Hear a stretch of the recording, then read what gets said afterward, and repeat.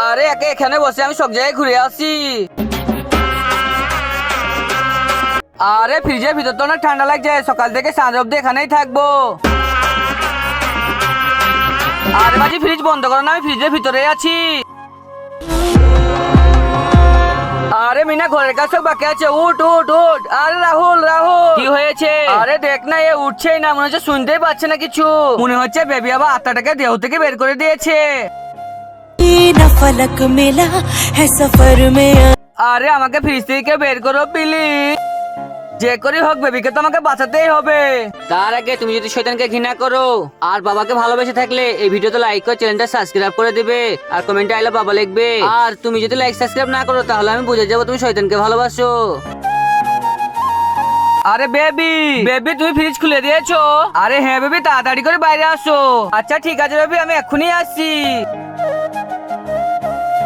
আরে বেবি মিনা এসে চেয়ারে বসলেই হয়ে যাবে। এই তো বেবি চলে এসেছে। বেবি আমি আবার চলে এসেছি।